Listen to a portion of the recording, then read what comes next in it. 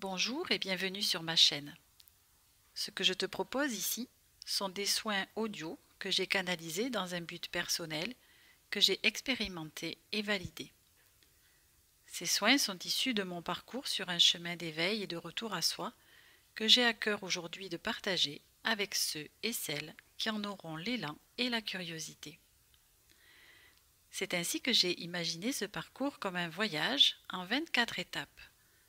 Peu importe l'ordre dans lequel tu vas le faire, l'essentiel étant de te laisser porter par la magie de la vie à te faire vivre ce qui est juste pour toi au bon moment. Afin de profiter au mieux de ces soins, il est préférable que tu prennes un temps de pause pour toi et de t'installer confortablement. Laisse maintenant simplement ces mots venir caresser ton âme comme un baume libérateur et accueille en toute simplicité tout ce qui peut émerger. Je t'invite à me laisser un commentaire si tu le souhaites, afin de me partager ton expérience. Tu trouveras également sous cette vidéo des liens vers mes livres afin de t'accompagner différemment sur ce chemin de libération et de guérison émotionnelle. Et maintenant, je te souhaite un bon voyage. J'apprends des choix que je fais. Il n'y a ni erreur ni échec, juste à me rapprocher toujours plus de mon être-té. Suis-je sur la bonne voie? Y a-t-il un meilleur choix que j'aurais pu faire? La question du choix peut devenir un vrai casse-tête si je le fais effectivement avec ma tête. Je suis certaine que vous avez déjà expérimenté la présence de ces petites voix qui émanent de notre esprit et qui nous font douter de notre choix à la seconde même où nous venons de l'acter. Ces petites voix qui nous disent tout et son contraire à la vitesse de la lumière, si bien qu'elles nous perdent un peu plus dans nos décisions. Il n'est nul besoin de les cadenasser ni de leur demander d'aller voir ailleurs, car elles jouent admirablement leur rôle protecteur. Émanant de notre ego, qui a pris soin de nous tout au long de notre parcours terrestre, elles apparaissent dès que nous tentons de mettre un pied en dehors de notre zone de sécurité. De nature protectrice, ces petites voix ont pour but de nous ramener à ce que nous connaissons et de nous éviter de prendre des risques qui, si nous les transcendons, mettraient notre ego au second plan.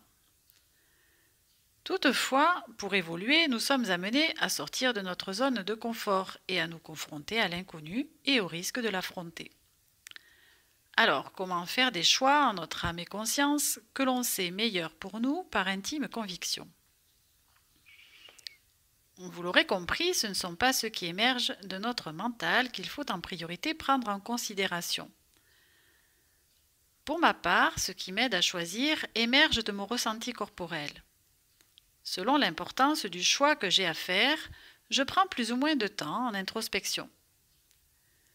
Après avoir calmé mon esprit par la relaxation et la respiration, je propose à mon intériorité l'éventail des possibilités, une à une.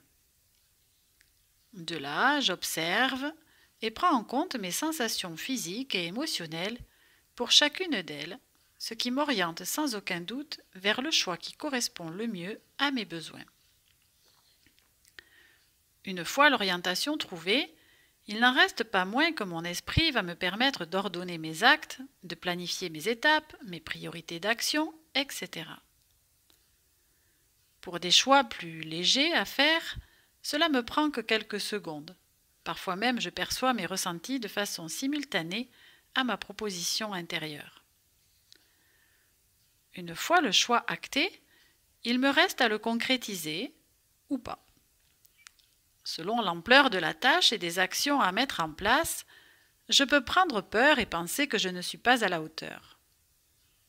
Ce sera ainsi l'occasion de regarder mes peurs en face, de leur faire une vraie place afin de les dépasser, et m'apercevoir que ce ne sont que des freins et des excuses que je me trouve pour ne pas bouleverser mon quotidien, qui, même insatisfaisant ou souffrant, me permet de me rassurer.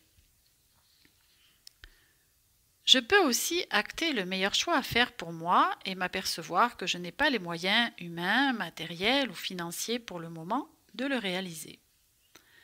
Dans ce cas, en gardant en toile de fond mon objectif, il m'est possible d'acter une ou plusieurs actions de moindre importance qui vont dans le sens de mon choix définitif. Puis, si vraiment aucune possibilité ne s'offre à moi à l'instant présent, peu importe la raison, je peux faire le choix de ne pas en faire et de poursuivre ma route telle qu'elle est en attendant de meilleures opportunités. Pour moi, il n'y a pas d'erreur ni d'échec dans notre façon d'expérimenter la matière. Nous orientons nos choix en fonction de ce que nous sommes à l'instant où nous les faisons, en lien avec ce que notre âme a choisi de vivre. Toutefois, nous ignorons la plupart du temps sa façon de communiquer avec nous, car elle nous parle avec son langage, celui du corps et des émotions. C'est un moyen de communication subtil qui nécessite d'être à l'écoute de soi et de ses ressentis, ce que nous oublions très souvent de faire au profit de notre mental et de la technologie.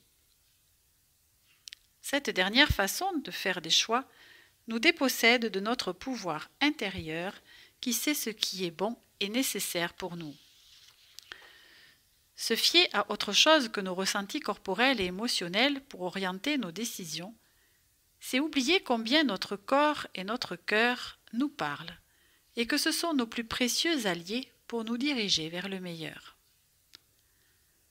Faisons confiance à notre âme, elle seule connaît le chemin, guidée par l'amour, pour nous faire évoluer vers une humanité altruiste et bienveillante. Merci pour votre écoute.